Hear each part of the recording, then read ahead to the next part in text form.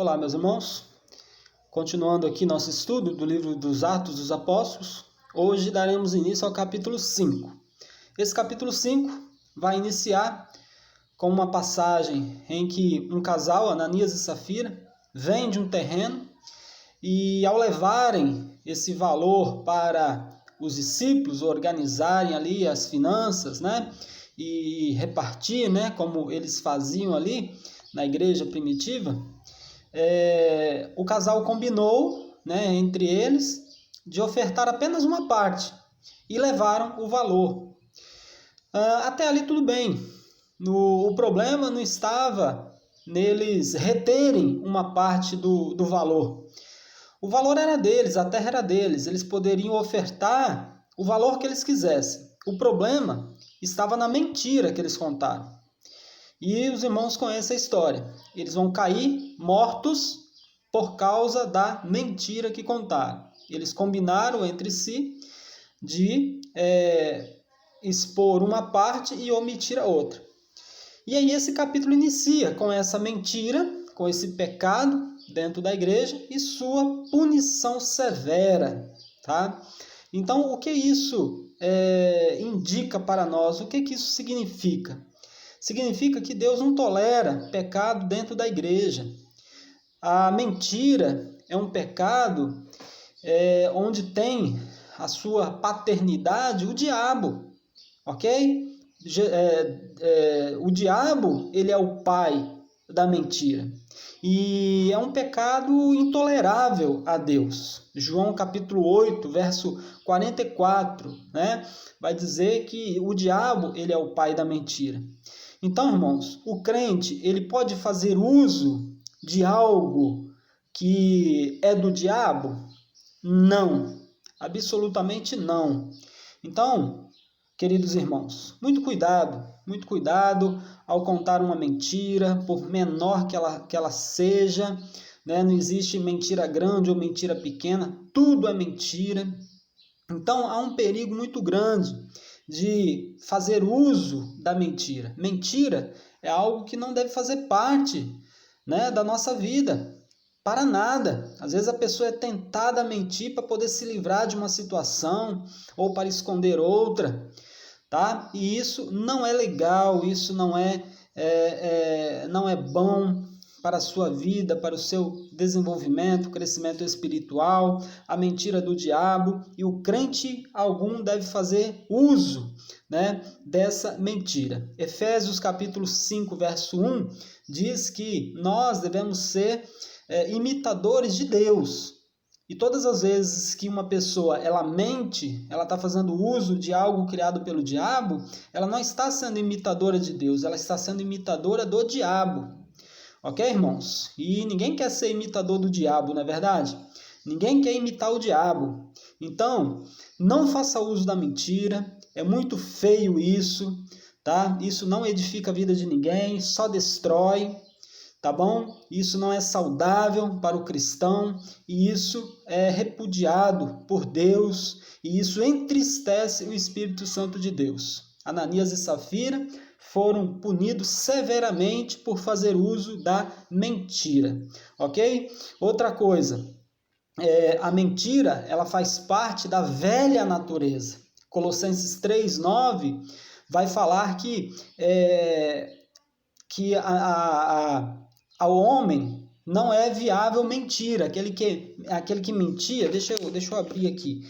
Tem um texto que fala que aquele que mentia não minta mais. Colossenses 3:9 vai falar, não mintais uns aos outros, ok? Então é uma orientação da palavra de Deus, não mintais uns aos outros, pois que já vos despiste do velho homem. Então a mentira faz parte do homem velho. Ok? O homem natural, o homem que não conhece a Cristo, ele mente, Ele faz uso da mentira, ele mente, tá? Mas ele não conhece Cristo, não conhece a obra redentora que Cristo fez por ele ainda não foi lavado e remido pelo sangue de Cristo.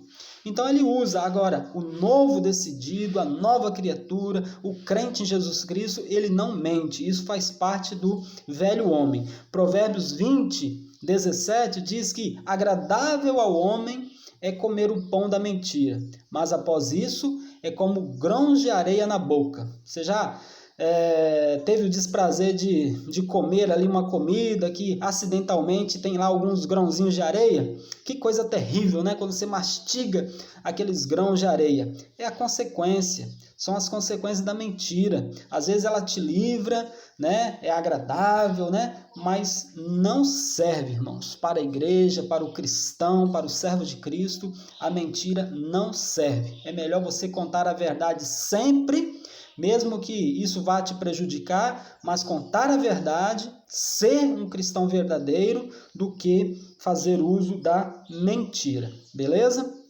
Então a mentira, ela não pode fazer parte da nossa vida, e isso está muito exemplificado aqui nessa passagem de Ananias e Safira, que contaram mentiras e caíram mortos, caíram duros na mesma hora e foram sepultados juntos lá na mesma cova, ok? Verso 11 vai dizer que aquele acontecimento ali para aqueles presentes, para as pessoas que estavam presentes, gerou neles um grande temor, né? Um temor, e todos os que viram aquelas coisas acontecendo, né?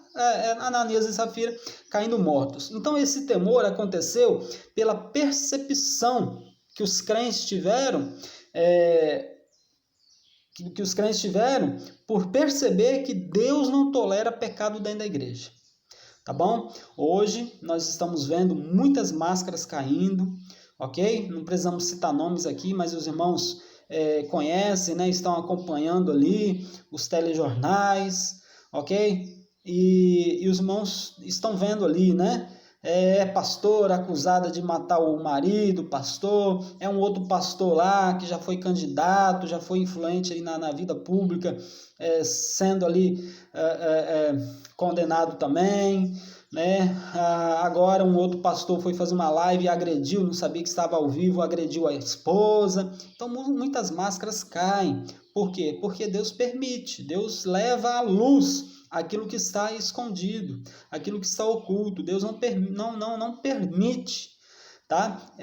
Certos comportamentos, certas coisas existindo dentro da igreja. Deus não tolera essas coisas. E o temor tomou conta daqueles homens por perceberem isso. Verso 12 vai falar que eles foram, né, lá para o alpendre de Salomão, e lá eles faziam muitos prodígios e milagres. Esse alpendre de Salomão foi construído por Herodes, bem próximo ali do templo, né, fazia parte ali, ele ficava numa área bem próxima do templo, e ali eles faziam uso para pregarem a palavra de Deus, atrair as pessoas, e pessoas eram curadas. Verso 13 vai falar que as pessoas tinham grande estima pelos apóstolos, porém elas não se juntavam a eles. Por que será que aquelas pessoas não se juntavam aos apóstolos, né? Tinham grande estima, conheciam a fama deles, estavam vendo a igreja crescer, estavam vendo os prodígios, os milagres que eles faziam, né? Realmente alguns criam em Jesus, nós vamos ver isso lá na frente, né? O crescimento, verso 14 ali, vai confirmar o crescimento da igreja, a igreja crescente, né? Só que esse grupo de pessoas, eles não se juntavam, por quê? Ou com medo da repreensão que os próprios apóstolos sofriam, e também receosos de que acontecesse com eles o que aconteceu com Ananias e Safira. Então, são aquelas pessoas de hoje que são amigas do evangelho, amigas da igreja, mas não querem compromisso com a igreja, né? Só ficam observando de longe, não fazem parte, não participam, não se tornam membros, né? E infelizmente essas pessoas, né, elas estão só próximas do evangelho, são amigas do evangelho, mas ainda não se converteram verdadeiramente. Se morrerem, vão para o inferno. Então é muito complicado, é muito perigoso, né? Então, por isso que é preciso as pessoas tomarem a decisão ao lado de Cristo. Quando a pessoa toma uma decisão ao lado de Cristo, ela não se importa com mais nada, ela não tem medo de mais nada. Enfrente o que ela tiver de enfrentar, mas ela vai seguir a Cristo, ela vai pagar um preço para estar ali, né, fazendo parte do corpo de Cristo, pregando a palavra de Deus, fazendo a obra bendita e salvadora de Cristo. Né, verso 14, nós falamos a igreja crescendo, né, desde do capítulo 1, né, quando nós demos início ao estudo nesse livro de Atos, nós estamos falando sobre essa igreja que cresce, né? Através dos sermões, através das exposições da palavra, a igreja crescendo e Deus acrescentava, né, os irmãos que iam se salvando, ok? Então aqui a igreja continua crescendo. Verso 15, nós vemos ali a autoridade, né, de Pedro. Pedro era tão cheio de autoridade do Espírito Santo de Deus que as pessoas desejavam a sombra dele. Então Deus, prestem atenção, Deus, ele curava as pessoas através da sombra de Pedro. É complicado a gente falar que a sombra de Pedro curava, para isso não criar uma idolatria, mais do que já criou, né? A Igreja Católica já canonizou Pedro. Então, assim, o poder não estava na sombra, o poder não estava em Pedro. Eu já falei isso em estudos passados.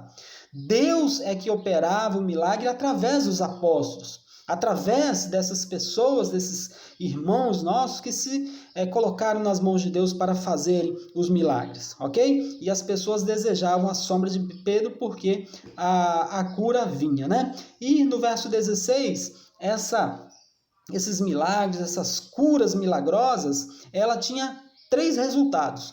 Ela atraía os cristãos, ok? Ela atraía os novos cristãos, pessoas que, né, iam se convertendo, iam aderindo à igreja, né?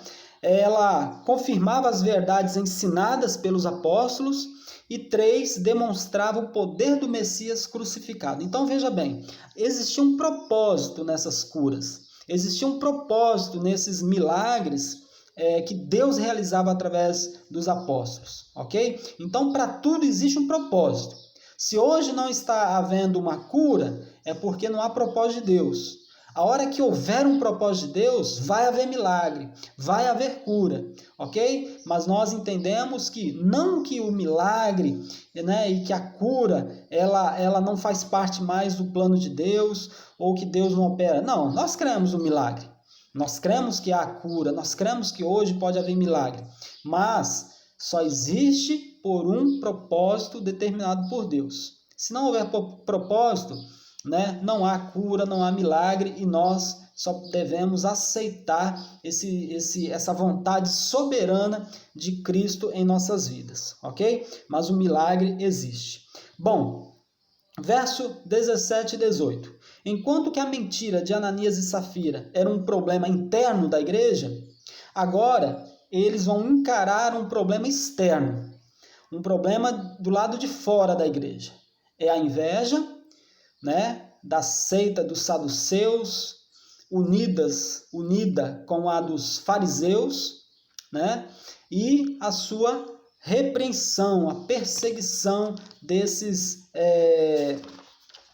pessoas, né, que tentaram matar. Então, essas pessoas, esse concílio, né, nós já falamos muito sobre esse concílio, tá, que era composto ali por mais de 70, ou melhor, por 70 judeus, né, eles começaram a ter inveja dos apóstolos, porque os apóstolos, eles tinham a admiração e o respeito do povo, enquanto eles tinham que obrigar o povo a terem temor, né? A terem ali, a se agradar deles. Então eles estavam preocupados, eu já falei sobre isso, eles estavam mais preocupados com a posição deles, com a autoridade deles, do que propriamente com a obra de Cristo. E aí por isso eles pegam e lançam eles na prisão. No verso 19 nós vemos ali uma interferência de Deus através do anjo. Então Deus, ele envia um anjo lá para milagrosamente tirar Pedro e os outros ali daquela prisão. As portas continuaram fechadas, os guardas do lado de fora guardando, e eles simplesmente sumiram dali. E aí a gente entra, né, em um assunto ali, numa doutrina chamada angiologia, ok? Não vai dar tempo de falar tudo sobre essa doutrina, mas, em tese, os anjos, né, eles são seres, criaturas, né, seres celestiais, criados por Deus, vivem a serviço de Deus, tá? São mensageiros de Deus, e eles trabalham em favor daqueles que o temem, daqueles dos eleitos, ok? Então, hoje os anjos, eles cegam os assaltantes para não nos ver. Os anjos hoje, ele para um carro para não atropelar a gente ou para não envolver a gente no acidente. Os anjos estão por aí, a serviço, né? A serviço de Deus, a nosso favor, ok? Algumas pessoas falam de anjos da guarda. Nós não cremos nisso, né? Que há um anjo da guarda. Isso não é bíblico. Mas eles existem e trabalham em favor dos eleitos, ok? Então, os anjos vêm e fazem a obra, fizeram aqui, libertando, tirando eles da prisão. E aí, no próximo estudo, a gente continua, então, falando sobre essa fuga de Pedro e dos demais apóstolos. Deus abençoe e até o próximo estudo.